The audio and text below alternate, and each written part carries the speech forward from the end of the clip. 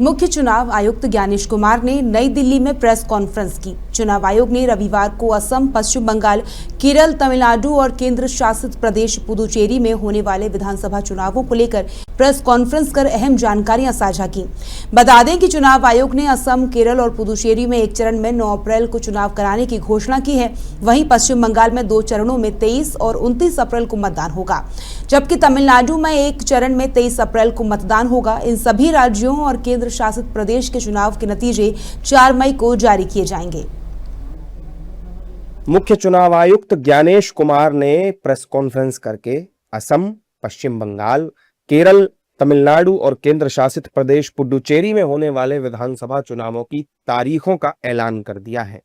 चुनाव आयोग ने असम, केरल और पुडुचेरी में एक ही चरण में 9 अप्रैल को चुनाव कराने की घोषणा की है, जबकि पश्चिम बंगाल में 2 चरणों में 23 और 29 अप्रैल को मतदान होगा, जबकि तमिलनाडु में एक चरण में 23 अप्रैल को वोटिंग होगी। इन तमाम राज्यों और केंद्र शासित प्रदेश के चुनावों के नतीजे 4 मई को जारी किए जाएंगे।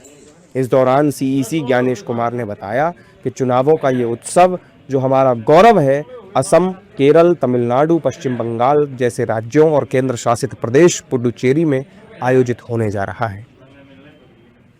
The festival of elections, our pride, is going to be held in the state of Assam, Kerala, Tamil Nadu, West Bengal and the Union Territory of Puducherry.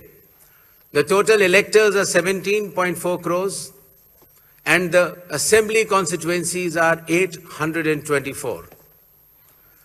The number of polling stations is roughly 2.19 lakhs and the electoral machinery would consist of roughly 25 lakh personnel.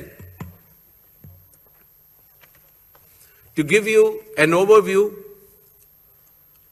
the end of term of Assam Assembly is on 20th of May, Kerala 23rd of May, Puducherry 15th of June, Tamil Nadu 10th of May and West Bengal 7th of May. Gyanesh Kumar ने चुनाव में युवाओं से विशेष appeal की है। उन्होंने बताया कि आयोग लाखों चुनाव अधिकारियों और सुरक्षा कर्मियों के साथ मिलकर स्वतंत्र, निष्पक्ष, पारदर्शी, सुलभ और शांतिपूर्ण चुनाव सुनिश्चित कराने के लिए प्रतिबद्ध है। इस दौरान उन्होंने युवाओं से अपील करते हुए कहा कि मैं युवाओं से कहना चाहता हूं कि अब आप एक बेहद महत्वपूर्ण जिम्मेदारी निभाने जा रहे हैं, मतदान का अधिकार। अपने वोट का इस्तेमाल गर्व और जिम्मेदारी के साथ करें। आपका वोट आपकी आवाज है। चुनाव का पर्व हम सबका गर्व है। विपक्ष एसआईआर को लेकर चुनाव आयोग पर लगातार हमलावर है। ऐसे में ज्ञानेश कुमार ने साफ कर दिया है कि संविधान के अनुच्छेद 326 के मुताबिक ये सुनिश्चित किया जाता है कि कोई भी पात्र मतदाता सूची से बाहर न रह जाए और साथ ही कोई भी अपात्र व्यक्ति सूची में शामिल न होने पाए। During the recent 12 months, चुनाव आयोग के अनुसार इन 5 राज्यों और एक केंद्र शासित प्रदेश में कुल 17.4 करोड़ मतदाता अपने मताधिकार का इस्तेमाल करेंगे। ये संख्या ऑस्ट्रेलिया, फ्रांस, दक्षिण अफ्रीका, जर्मनी और कनाडा जैसे कई देशों की कुल आबादी के बराबर है। वहीं सीईसी ज्ञानेश कुमार ने मतदान केंद्रों पर काफी सुविधाएं मिलने की बात भी कही है, जिससे वोटर्स को अब किसी तरह की परेशानियों का सामना नहीं करना पड़ेगा।